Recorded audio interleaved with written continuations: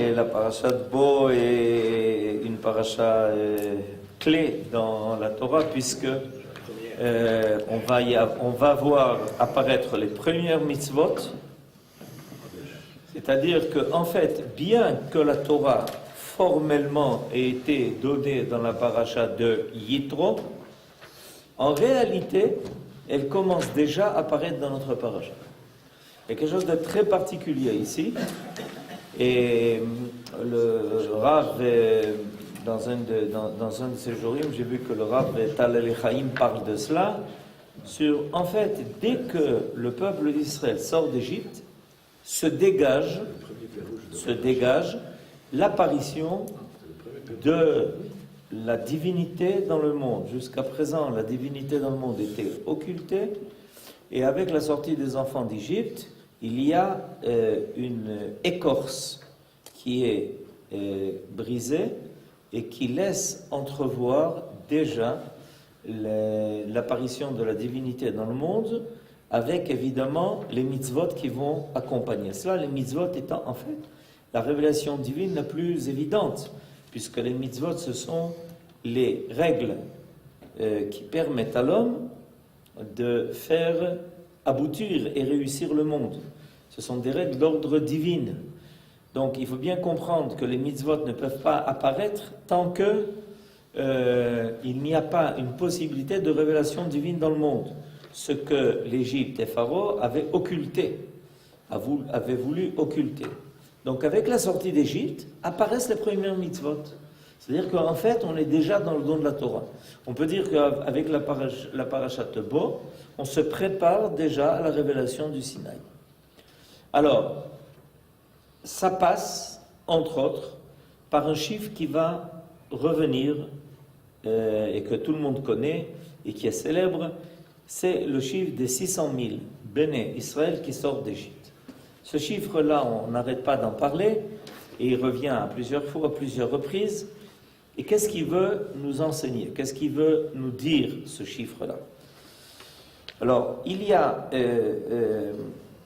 dans la Torah, dans notre paracha, il y a une remarque importante dans le verset 37. Vaïsso bene Israël mira Ramsès Sukkota. Les enfants d'Israël donc quittèrent l'Égypte à Ramsès pour se diriger vers Sukkot.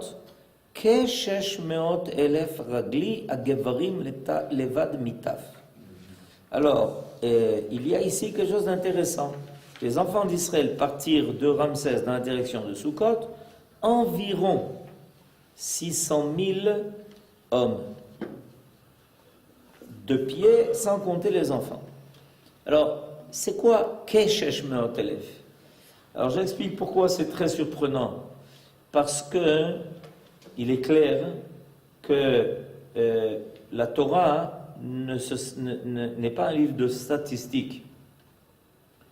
La statistique évalue à peu près les choses.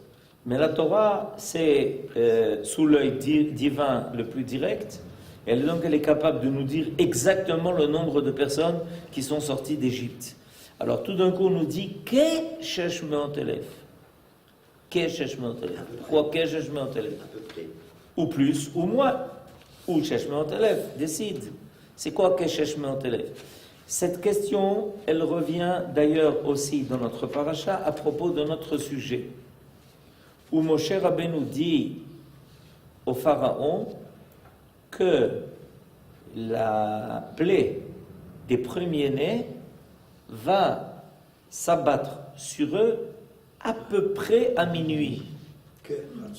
Kechatzot. Alors les commentateurs disent, attends, c'est quoi Kechatzot? Ça veut dire quoi cette histoire? C'est divin, si c'est divin, c'est précis, c'est quoi Kechatzot? Alors il y a des terutzim à cela. Pourquoi on dit Kechatzot? Il doit y avoir obligatoirement une explication à ça. Il n'y a aucun doute au niveau divin, au niveau des hommes. Il y a toujours des doutes, il y a des approximations, il y a des chiffres qui sont à peu près connus. Mais quand on arrive à quelque chose de divin, on a quelque chose de précis. Alors c'est quoi Kechatzot? Il faut en parler. Keshesh Meot Elef. Alors le Rav Mouk amène ici un midrash. Oui, je sais que quand il y a plus tard, le décompte des Bnei Israël, c'est toujours à l'unité près qu'on nous indique par tribu combien il y a de personnes. À l'unité près, oui. Oui. Mais quand tu dis Keshesh Meot Elef, à partir du moment où tu en es dans les centaines de milliers, alors soit tu es capable de donner des dizaines, des centaines. C'est quoi Keshesh Meot Elef? C'est Mashou Me'anien. Et surtout que, en fait, la question elle commence même avant. Pourquoi c'est important de savoir combien ils sont quand ils sortent d'Égypte? L'essentiel, c'est qu'Israël sort d'Égypte. Est-ce que ça nous concerne? Le fait que les Bnei Israël étaient à ce chiffre-là. Et ça nous concerne. Maïch Patli. Vous comprenez? C'est la question qu'il faut poser. Ce que Yehuda dit, bon, on peut admettre une approximation au niveau du chiffre de Sheshmeot Elef. Mais en réalité, la question commence avant. Si déjà tu dis un chiffre, a priori, pourquoi j'ai besoin de connaître le chiffre? Et si j'ai besoin de le connaître, alors comment ça se fait que tu me donnes une approximation? De deux choses l'une. Soit c'est une approximation, donc c'est pas important, comme tout ce qui est approximatif. Soit c'est important, et c'est pour ça que je le dis, mais si déjà tu me donnes le chiffre, alors donne-moi-le de façon exacte. Alors il amène un midrash. Environ 600 000, ce chiffre est approximatif. Il lui manquait, dit Rabbi Eliezer, une unité. C'est-à-dire, Kimat Sheshmeot Elef. C'est-à-dire, 500 999 999. C'est-à-dire, ça touchait à 600 000.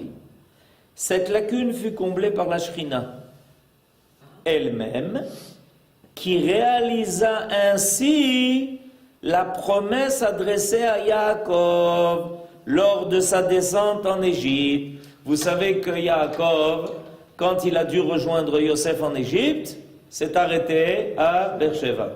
Il n'a plus voulu continuer. 2 secondes, on finit d'abord. Il n'a pas voulu continuer. Pourquoi? Il a dit, parce que je sais très bien ce qui va se passer. Je vais aller trouver Yosef en Égypte, je vais y rester, mes enfants aussi, mes petits-enfants aussi, mes arrière-petits-enfants aussi. Bref, on en a pour un bout de temps maintenant. Alors Akadosh Baruch Hu lui a fait une promesse. La promesse était la suivante. Je descends avec toi et je remonte avec toi. Ah, je remonte avec quoi? Ça veut dire quoi? Ça veut dire que quand vous sortirez d'Égypte, je serai là-bas. Comment Akadosh Baruch Hu a fait constater ça? Je vais marquer que quand vous sortirez, vous serez 600 000. En réalité, c'est avec moi. Sans moi, vous ne seriez pas 600 000. Alors, il y a ici quelque chose d'extrêmement profond qui nous est dit. C'est que en réalité, le chiffre de 600 000 n'est pas un chiffre humain. Vous avez compris ou pourquoi ou pas? Non. Mais parce que, en réalité, au niveau humain, c'est pas 600 000. C'était 599 999. Si tu parles de 600 000, quand tu invoques le chiffre de 600 000, à partir de là, on sait qu'il s'agit d'une dimension qui est divine. Et ça, le Maharal va longuement s'étendre sur la dimension divine du chiffre de 600 000. Qu'est-ce que vous vouliez dire, Yosef? Est-ce que ça nous répond pas? Au contraire, ça nous laisse davantage sur la question approximative. Ah, ça, c'est une bonne étude. Quand on aboutit sur une question lors d'une étude, ça prouve qu'on a bien étudié. Parce que si on dit que c'était 5 999, il n'y a pas plus précis que ça. Hein? Il n'y a pas plus précis que ça. Mais c'est pas comme ça que la Torah l'exprime. Vous êtes en train de dire quelque chose de très, très fort. Si la Torah avait voulu parler de statistiques, elle n'aurait pas dit Keshesh Meot Elef. Elle aurait dit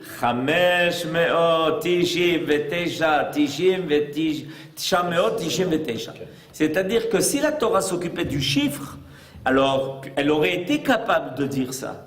Mais elle l'a pas fait. Parce qu'elle a voulu précisément nous dire, vous savez, il faut vous habituer à une idée. Les hommes ne peuvent jamais aller jusqu'au bout. Quand je te dis Shesh meot elef, il faut que tout de suite tu penses, et qui est-ce qui complète ça? Qui est-ce qui est capable de compléter ce chiffre? C'est pas quelque chose d'humain. Le grand échec de la civilisation gréco-romaine, le grand échec de la civilisation gréco-romaine est de penser que l'homme est capable d'arriver jusqu'au bout. C'est-à-dire que on n'a pas besoin du divin. On n'a pas besoin du divin. Par exemple, il y a une méthode qui s'appelle la démocratie. La démocratie, c'est quoi? Toutes les bonnes décisions seront prises par le peuple. Non, c'est faux. C'est faux. Il faut, en plus que les hommes, il faut qu'il y ait quelque chose de divin qui apparaisse. Et la Torah le dit. La Torah dit, Achare Rabim lehatot. Tu dois prendre tes décisions en fonction de la majorité. On est tranquille. C'est la démocratie. Lo tiye achare Rabim leraot. Mais tu n'as pas le droit de suivre la majorité pour le mal. Attends, j'ai pas compris. Tu m'as dit, Achare Rabim lehatot. C'est la première partie du verset. Je suis tranquille, j'ai la méthode. Je commence à travailler, la majorité. Et si la majorité décide de... Lo tiye achare Rabim leraot. Vous savez que dans le système politique a été posée la question suivante. Est-ce que la Knesset aurait droit de décider de fermer la Knesset? Est-ce que la Knesset aurait le droit de décider de fermer l'État d'Israël, que Dieu nous préserve? Puisque elle... Mais attendez, selon le principe démocratique, a priori oui. Si on veut aller jusqu'au bout de ce système-là, a priori, on pourrait penser que le peuple étant, comment on dit ça? Souverain. Le plein pouvoir. Souverain. Hein? Souverain. Il a un pouvoir souverain. Alors il est capable de décider quelque chose même contre lui-même. Et c'est déjà arrivé dans l'histoire. C'est déjà arrivé dans l'histoire. Donc, ce que la Torah nous dit, non, ça ne peut jamais être conclu par les hommes. Il doit y avoir quelque chose de plus. Il doit y avoir quelque chose qui dépasse l'homme. Par exemple, la définition du bien et la définition du mal. Achare Rabim lehatot, tu dois suivre la majorité. C'est ce qu'on fait au Sanhedrin, c'est ce qu'on fait dans les tribunaux, c'est ce qu'on fait en général. Lo tiye achare Rabim leraot. Les raot, ça veut dire, si c'est pour le mal, ça marche pas. Comment ça marche pas? Ça marche pas. Mais ils sont la majorité. Azma, c'est possible que la majorité se trompe. Ya Habibi, ça c'est déjà arrivé que la majorité se soit trompée et fasse des choses et arrive à des conclusions qui étaient dramatiques. Ken, Yehuda. Oui, ça rappelle un petit peu quand les Bnei Israël sont arrivés en Égypte, on nous dit qu'ils étaient 70. En vérité, ils étaient 69. Alors il y a des explications. Mais là-bas, il n'y a pas écrit que 70 est donné comme un chiffre absolu. Nahon, mais pourquoi? Pourquoi là-bas il n'y a pas marqué comme ici? Parce que là-bas on était capable de faire le compte des 70. Oui. Comment les sages sont arrivés à la conclusion qu'il y avait la Shrina? Et c'est comme ça qu'ils ont exprimé ça dans le Midrash. C'est qu'on savait exactement les 70 qui ils étaient. On était capable de faire le compte. Voilà telle famille. Parce que 70, c'est pas trop difficile. Hein? On peut compter ici 70 personnes. Et quand ils ont fait la somme, ils ont dit, il n'y a pas 70. Et pour la deuxième raison, c'est qu'il est clair que le chiffre de 600 000 est un chiffre beaucoup plus klali. 70, c'est la base. C'est 7 multiplié par 10. C'est ce qui encore reste au niveau de la nature.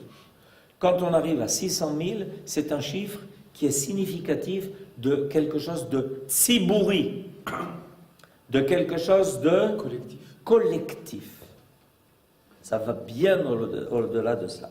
Alors maintenant, à propos des 70, la comparaison entre le nombre indiqué ici et celui de 70 personnes, cité au moment de l'arrivée des enfants d'Israël en Égypte, 210 ans auparavant, inspire les réflexions sur leur prolifération extraordinaire.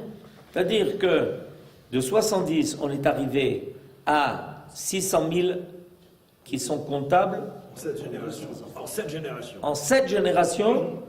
Et les 600 000, c'est qui? De 20 à 60 ans. Sans compter les femmes, les enfants, les vieillards. Donc il y a ici Mais le chiffre de 600 000 comporte aussi une valeur spécifique. Il correspond au chiffre total des lettres contenues dans la Torah, qu'on ne sait pas compter d'ailleurs. On ne sait pas compter. Non. Si vous, aujourd'hui, vous demandez à un sophère s'il a écrit 600 000 lettres, il ne vous dira pas du tout. Un sophère écrit un peu plus de 300 000 lettres. Alors pourquoi on dit 600 000? Les blancs, il a fait... Alors il y a plusieurs explications évidemment qui sont données par les sages qui expliquent ça. Il y a plusieurs explications qui sont données. Une des explications qui est donnée, on prend en considération les espaces entre les lettres, parce que sans ces espaces, les lettres ne sont pas lisibles. Donc en fait, c'est une façon d'écrire. On peut dessiner une lettre par des espaces que l'on laisse.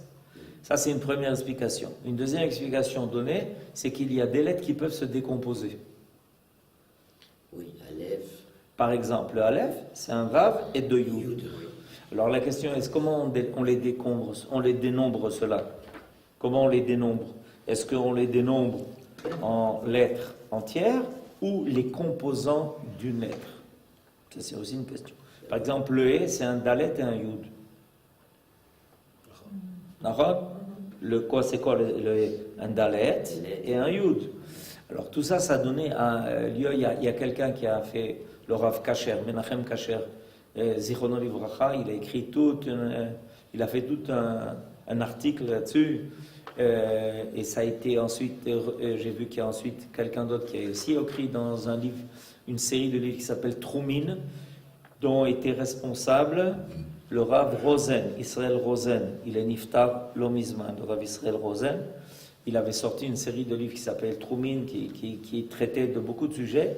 Et dans un de ces livres a été traité le nombre des lettres qui sont dans le Sefer Torah. Mais la tradition dit qu'il y en a 600 000, à tel point que, c'est ce que dit le Zohar, il correspond au chiffre total des lettres contenues dans la Torah, à savoir 60 myriades. On a l'habitude de dire Shishim Ribo. En aucune génération, le nombre des enfants d'Israël ne sera inférieur à 60 myriades, et le rapport profond qui lie Israël aux lettres de la Torah se révèle dans le nom Israël, dont les lettres constituent les initiales des 5 mots. Yesh, Yud, Shishim, Sin, Ribo, Resh, Otiot, Aleph, la Torah, Lamed, Rachet Evod, Israël. Alors, qu'est-ce qu'on veut de plus? Chacune des âmes juives se nourrit à l'une des lettres de la Torah, c'est ça que ça veut dire. Il y a une correspondance entre Israël et les lettres de la Torah. Chacune, en réalité, quand on parle de 600 000, il faut savoir qu'on ne parle pas de 600 000 personnes. On parle de 600 000 âmes. On parle de 600 000 âmes. C'est-à-dire, ce qui est assuré à toutes les générations, c'est qu'il y a 600 000 âmes qui constituent la collectivité d'Israël qui apparaissent. Ok? Et cette âme, elle est quelque chose de fondamental qui correspond à une des lettres de la Torah. Donc chacun de nous a une référence à une lettre dans la Torah. Il est connu qu'il y a une histoire très célèbre avec Nachmanide, le Ramban, qui avait donné cet enseignement, et il avait un élève qui a quitté la voie de la Torah. Il s'appelait Avner, si je me souviens bien, et un jour, son maître, le Ramban, l'a rencontré, il lui a dit, qu'est-ce qui t'est arrivé, dis-moi, tu as tout quitté, alors il a dit, bon, je ne sais pas ce qu'il a expliqué, en tout cas il a dit, un jour tu as donné un enseignement disant que toute personne d'Israël avait son nom marqué dans la Torah. Moi j'ai cherché dans la Torah, je n'ai pas trouvé Avner. Alors il lui a dit, bien mettre, au lieu de faire des choses pareilles, tu aurais dû venir me demander, je t'aurais montré. Alors il lui a ouvert un truc, il lui a montré Avner. C'est des initiales, évidemment.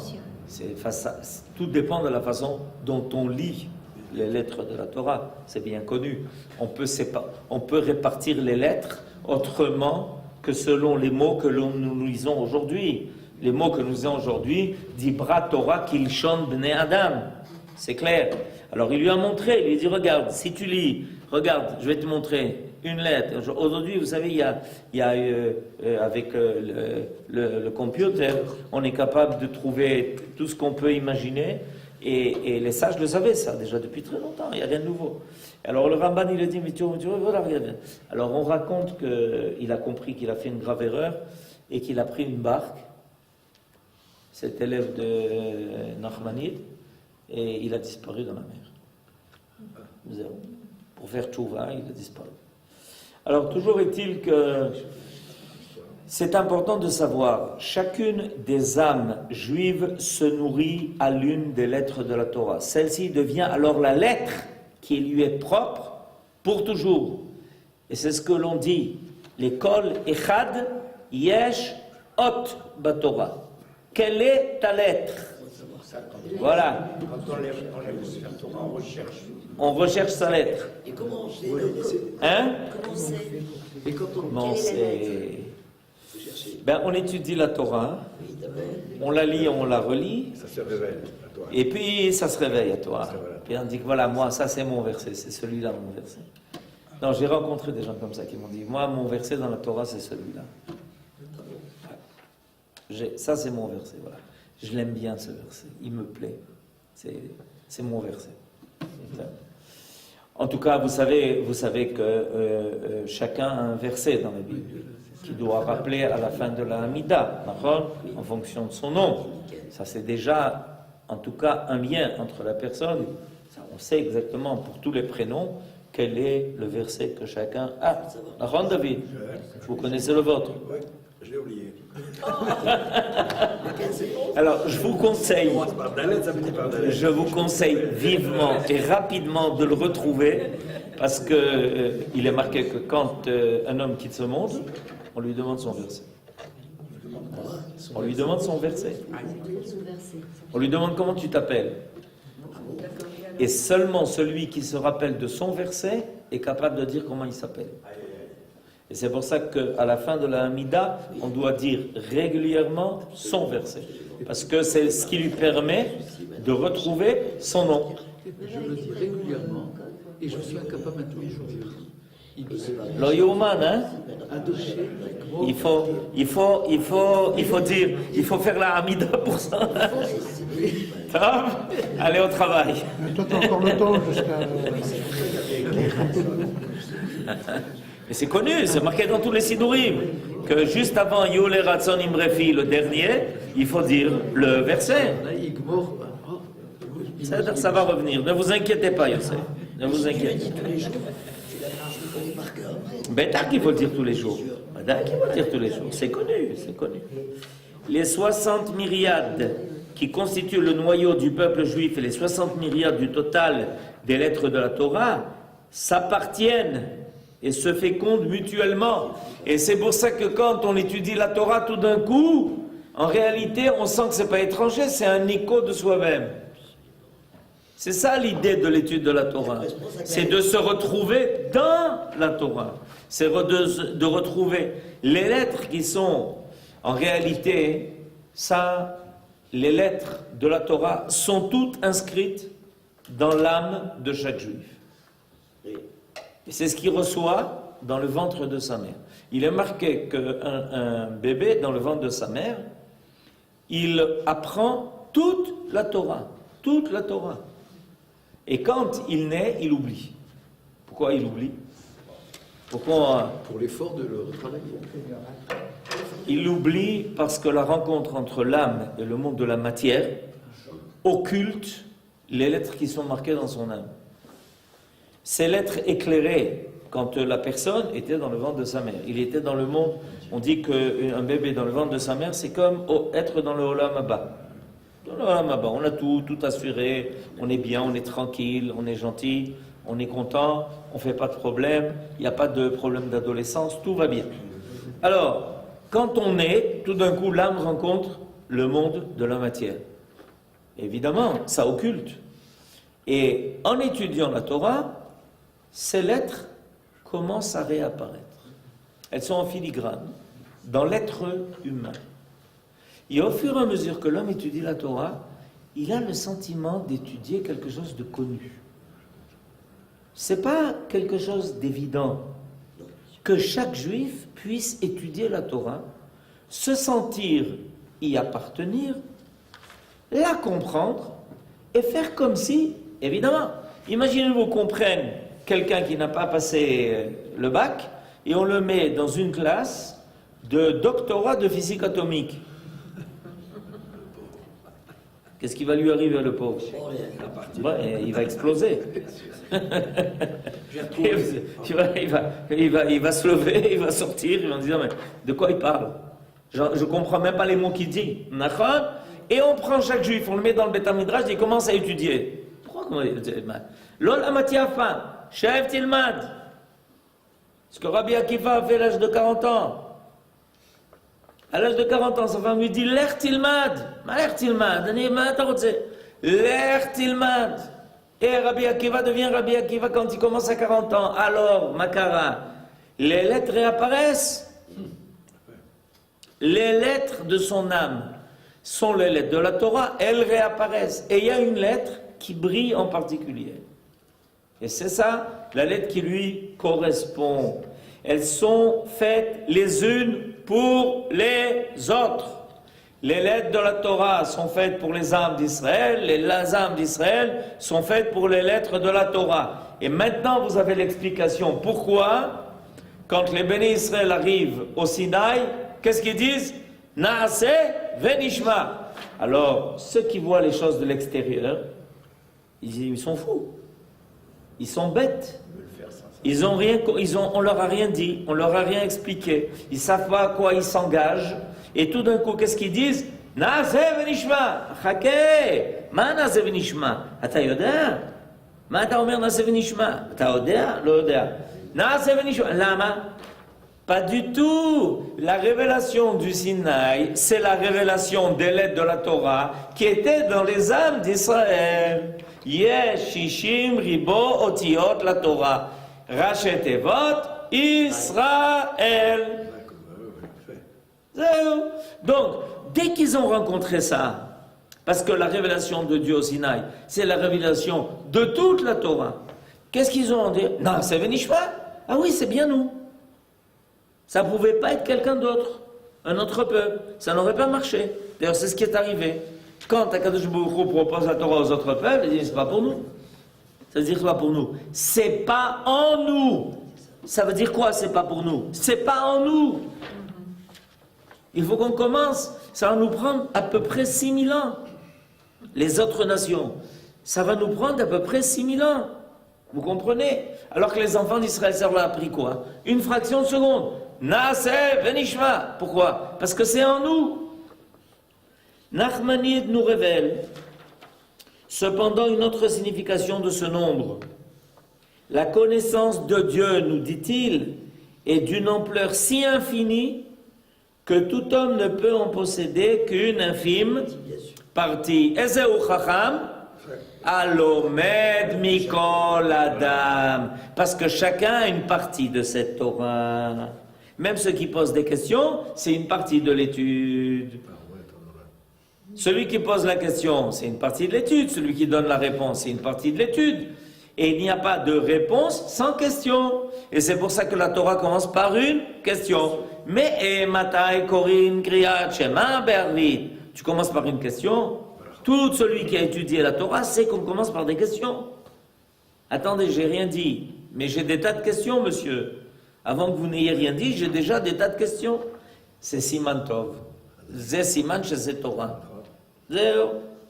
Quand le maître qui donnait sa conférence théâtrale, etc., à l'université, devant un amphithéâtre de 250 000 personnes, c'est pas ça la Torah. La Torah, c'est des questions, pose des questions. Ma kashelecha, ma lo barur, ma ta omer, ma ta masbir. Le nombre de 600 000 représente le total des multiples aspects de la connaissance de l'absolu. Et un nombre équivalent d'individus est requis pour qu'elle puisse se répandre sur terre.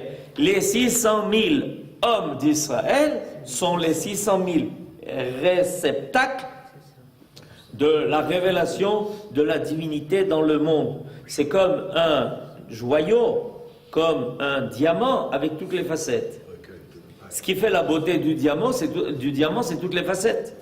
Si le diamant était une pierre qui n'avait pas de facettes, on ne constaterait pas du tout la valeur du diamant. Ça serait quoi? Ça aurait l'air d'être un morceau de verre. Rien de plus. La grande différence entre le diamant et un morceau de verre, c'est les facettes qui donnent un brillant. D'ailleurs, on appelle ça un brillant. Par hasard? Non, pas par hasard. Parce que chaque facette va donner une couleur. C'est ça qui fait la beauté des choses. Ou sinon, c'est quoi? Un morceau de verre. C'est clos. Shtoyot. Zeu Zainyan. C'est la Torah. La Torah se révèle dans le monde. C'est la révélation de Hashem Echad Ushmo Echad. Mais pour ça, il faut Israël. Sans Israël, Yeshishim Ribot Yot la Torah, ça a l'air pâle. Il faut précisément tout ce limoud, les yeshivot, les kushiot, les teroutsim, ze omer kacha, bet Hillel, bet Shammai, bababa, tzakot inanim, zeo kacha, elu ve'elu, divrei Elokim, chayim. Shabbat shalom. Pourquoi ce chiffre de 600 000? Parce que le Maharal explique que le chiffre 6 est le chiffre qui est le chiffre de l'espace. Les 4 coins du monde, en haut, en bas. Donc on commence déjà par la révélation de Dieu dans un espace. Dans le Makor. C'est pour ça qu'Akadosh Baruch Hu s'appelle Hamakor. Donc, Shesh. Ensuite, le Maharal dit des unités, on passe directement aux centaines. Pourquoi? Parce que en réalité, les dizaines sont une multiplication des unités. Eser, Esrim, Shloshim. On prend les unités et on les... Quand on arrive à Mea, on a déjà dépassé la dimension des unités. Quand on arrive à 10 000, on a dépassé encore plus. Alors, Shishim, Ribo. C'est comme ça qu'on définit. C'est-à-dire qu'en réalité, c'est l'espace démultiplié à l'infini. C'est ça que vient indiquer le chiffre de 600 000. Un espace qui est déterminé par ces 6 dimensions qui va être démultiplié à l'infini. Shabbat Shalom. S'il vous plaît, là, Oui. dans la traduction, il mettait qu'ils sont sortis après 430 ans. Oui, Et alors, c'est depuis la naissance de Yitzhak. calculé de la Ah, Voilà. Parce que, pourquoi? Parce que dès que la révélation de la descente en Égypte avait déjà été faite à Abraham. Et ça s'est passé 430 ans avant la sortie d'Égypte. à partir d'Abraham. À partir d'Abraham. Parce que Abraham a déjà eu donc l'annonce, donc l'exil commence. À partir du moment où c'est annoncé, on peut considérer que c'est en marche. Et c'est pour ça que